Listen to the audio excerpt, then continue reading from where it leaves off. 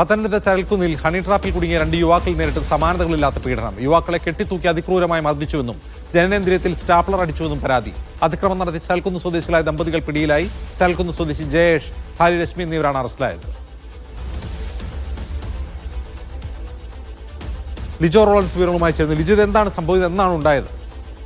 2025 September 1 ഇപ്പോൾ ഈ കേസിനാസ്പദമായ സംഭവം നടന്നിരിക്കുന്നത്. അതായത് ഈ എഫ്ഐആറിലുള്ളത് ഒരാളുടെ വിവരമാണ്. അതായത് യുവാവിനെ മാരാമൺ എന്ന് പറയുന്ന സ്ഥലത്തിൽ ഈ പ്രതികളിൽ ഒരാൾ ബൈക്കിൽ കയറ്റി കൊണ്ടുപോവുകയും ദമ്പതികളിൽ ആ പുരുഷൻ ബൈക്ക് കൊണ്ടുപോവുകയും ആ വീട്ടിൽ എത്തിച്ചതിന് ശേഷമായിരുന്നു ഈ മർദ്ദനങ്ങൾ ഉണ്ടായത്. പല കാര്യങ്ങൾ പറഞ്ഞ് പ്രലോഭിപ്പിച്ച് ചില വീഡിയോ ദൃശ്യങ്ങൾ അത് ചിത്രീകരിച്ചതിന് ശേഷമായിരുന്നു മർദ്ദനം ഉണ്ടായത്. ഇതിൽ ഏറ്റവും ക്രൂരമായി പറയുന്നത് ആ ജനനേന്ദ്രിയത്തിൽ സ്പ്രേ അടിക്കുന്നുണ്ട്, അതുമൂലം നീറ്റലുണ്ടാകുന്നു. അതിനുശേഷം ഈ സ്റ്റാപ്ലർ ഉപയോഗിച്ചുകൊണ്ട് ഇയാൾ പറയുന്നതനുസരിച്ചാണെങ്കിൽ 23 തവണ സ്റ്റാപ്ലർ പിന്നുകൾ അടിച്ചു എന്നുള്ളതാണ് റാന്നി സ്വദേശിയുടെ പരാതിയിൽ പറയുന്നത്. പോലീസിൽ ഈ വിവരം, ആറന്മുള പോലീസിലാണ് ഈ പരാതി ലഭിക്കുന്നത്. പോലീസ് വിവരം അന്വേഷിക്കുകയും അതായത് പ്രതികളെ കസ്റ്റഡിയിലെടുക്കുകയും ചെയ്തിട്ടുണ്ട്. ചരൽക്കുന്ന് സ്വദേശികളായിട്ടുള്ള ജയേഷ്, ഭാര്യ രശ്മി എന്നിവരാണ് അറസ്റ്റിലായിട്ടുള്ളത്.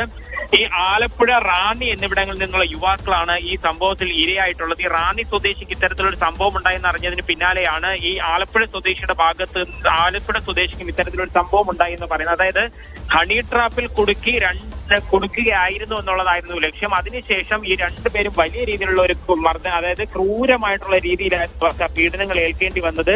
ദേഹത്ത് ഇരുമ്പ് ദണ്ട് കൊണ്ട് അവരെ മർദ്ദിക്കുന്നു, കെട്ടിത്തൂക്കിയിട്ട് മർദ്ദിക്കുന്നു. മാത്രമല്ല കയ്യിലുണ്ടായിരുന്ന പണം 19,000-ൽ പരം രൂപ കയ്യിലുണ്ടായിരുന്നു. ഇവയെല്ലാം എടുത്തു മാറ്റുകയും ചെയ്തു. തീരെ അവശ നിലയിലായതിനെ തുടർന്ന് ആ മാരാമൺ ഭാഗത്തുള്ള ഒരു സ്ഥലത്ത് വഴിയിൽ ഉപേക്ഷിച്ച് പോവുകയായിരുന്നു എന്നുള്ളതാണ് പരാതിയിൽ പറയുന്നത്. പോലീസ് എഫ്ഐആറിലെ കണ്ടെത്തലും അത് തന്നെയാണ്. നിലവിൽ എത്ര പേർ ഈ ഹണി ട്രാപ്പിൽ കുടുങ്ങിയിട്ടുണ്ടെന്നാണ് പറയുന്നത് ലിജോ? അതൊരു പ്രധാന കാര്യമാണ്. കാര്യം 2 പേരുടെ പരാതിയാണ് കൃത്യമായി ഇപ്പോൾ പോലീസിന് ലഭിച്ചിരിക്കുന്നത്. അതിൽ ഒന്നെന്ന് പറയുന്നത് ആലപ്പുഴ സ്വദേശി, മറ്റേത് റാന്നി സ്വദേശി. 2 പേർക്കും സമാനതകളില്ലാത്ത ക്രൂരതകൾ ഏൽക്കേണ്ടി വന്നിട്ടുണ്ടോ എന്നുള്ളതാണ് പോലീസിന്റെ അന്വേഷണത്തിൽ തന്നെ കണ്ടെത്താൻ കഴിഞ്ഞിട്ടുള്ളത്.